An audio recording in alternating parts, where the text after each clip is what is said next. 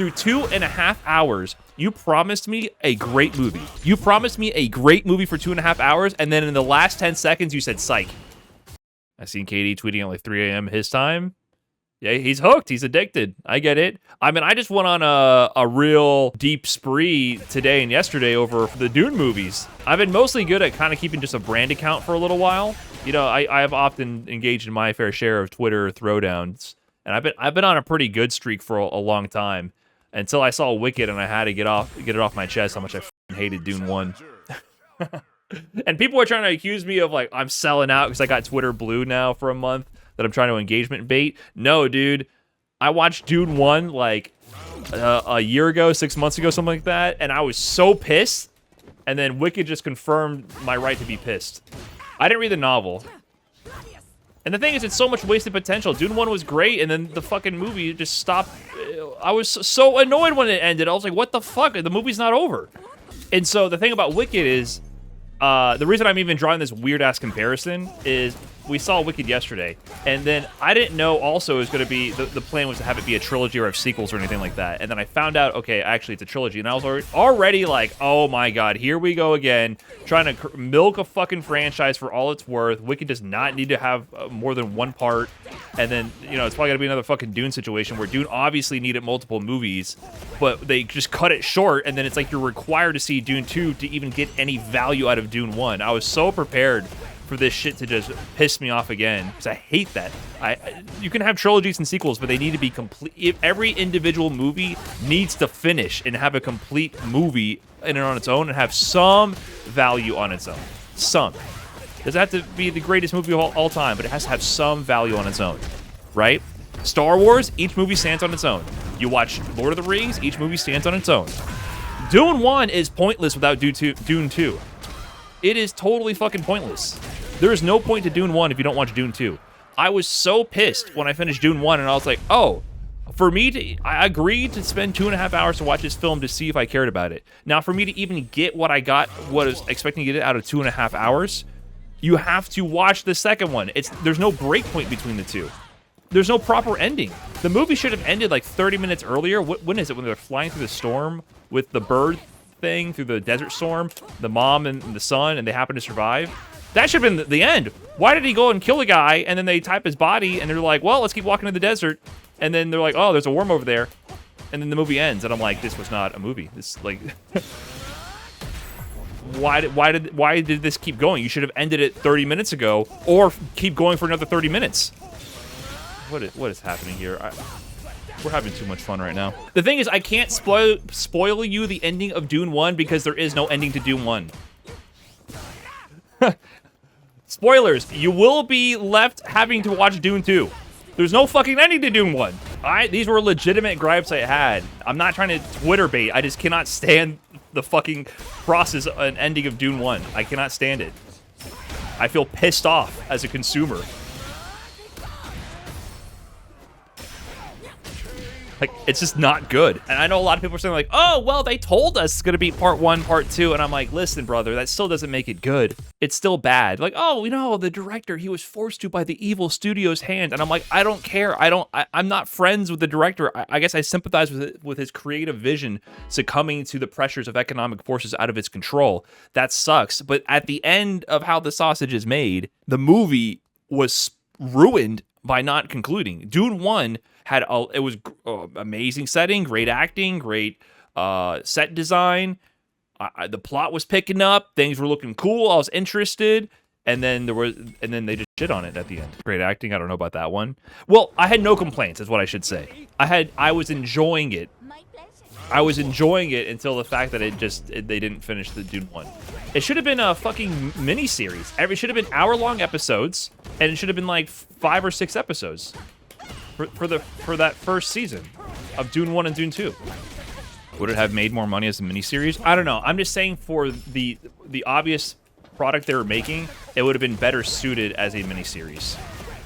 For me as a viewer, not for the studio. I'm sure they're making mad money and they're doing great. So my complaints don't matter for the bottom line, for sure. Wicked was great. I agree. Wicked was pretty good.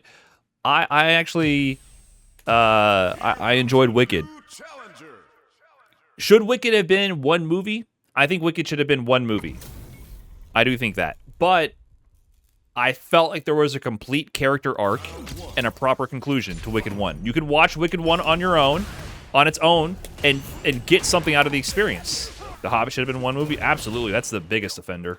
And the crazy thing is, after Dune 1, I literally Googled what the ending of Dune 1 was, because I was legitimately confused if I had like a pirated copy that had a bootleg or something was wrong. I'm not even joking to you. I fucking Googled it. And then I got a lot of Reddit threads where people are like, what's with the ending of Dune 1? And they're like, yeah, we don't know. And I had to confirm. I was like, is this the ending? And I saw a lot of people on the internet discussing the same thing I'm saying. So me tweeting about this, I legit did not expect this to be controversial when I tweeted this on Twitter. I thought I was going to be the norm. I thought every human being with eyeballs would watch Dune 1 and be like, why did this movie suck? Like, you through 2.5 hours, you promised me a great movie. You promised me a great movie for 2.5 hours, and then in the last 10 seconds, you said, psych. This movie sucks ass.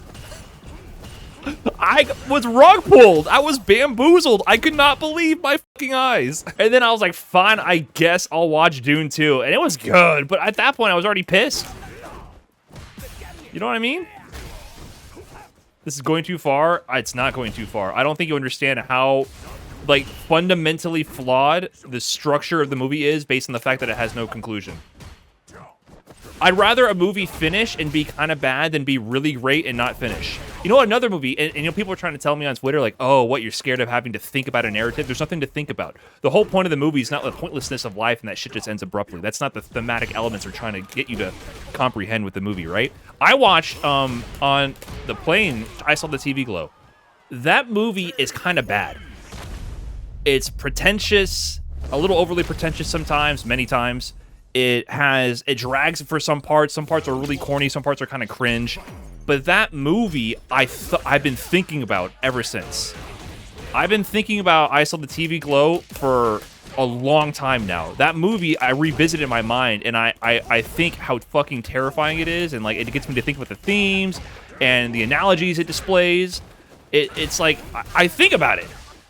And it had a conclusion. It had an open ending. It had an open ending conclusion where you can think about what potentially is happening to the characters, and they didn't spoon feed you what happened. You have to kind of figure out what you want to believe about the ending, right?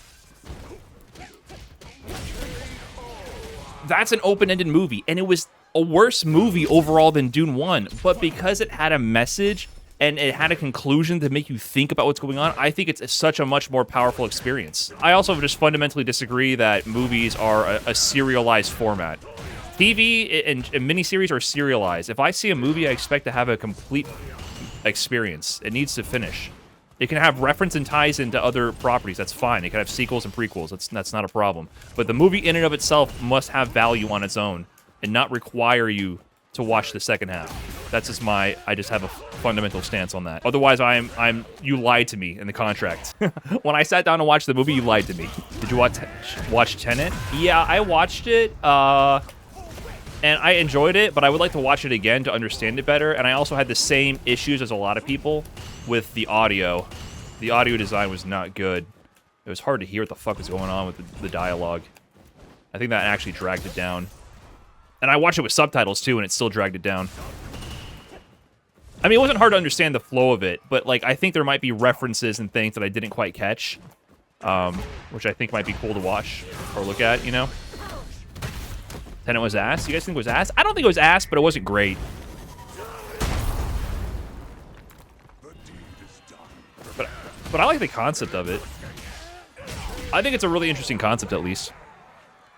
Subtitles, Kappa, Kappa. What does that mean? What's your stance? Why are you having like using the mark of sarcasm in reference to subtitles? What's wrong with subtitles? I think if movies were properly mixed for home viewing experiences, I probably wouldn't need subtitles. But I don't think you can hear shit on movies when you watch them at home. Why don't you go and produce a movie, bud? Isn't that a funny thing? Like, the way we hurl such intense criticism at people, and, you know, there's different standards for that, because, like, if we were to talk about, like, a director that we're so far removed from, and the expectations are so high, anything less than perfection, and you're trash. Same thing with, like, professional athletes. Like, we shit talk all the pro athletes in whatever sport we're watching when they're objectively better than 99.99999%. They're objectively great at what they do, even if they're not winning in the league that they're performing in. And we call them trash and all that. And it's okay to do that, I guess. It's part of the fun. We like to speak dramatically, but they're objectively good at what they do, right? Like Nolan is an objectively good movie maker. If you're looking at just, I don't know what you want to say. Like he is good at making movies and better than 99.999999999% of anyone who's ever attempted to put anything on film, right? Because there's just so many people on the planet, and he's just better than them. But like I get it, we all do it. I do it too. We all say that X, Y, or Z is fucking trash. And then, like, that's the thing I think about when people apply that to, like, Street Fighter. People try to talk about, like, Street Fighter players being fucking trash and all that. And I'm like, you can't really do the same thing. Like, people like to apply the same metric to, like, fighting game players because when there's such distance between you and the professional, it's, like, so easy to talk shit.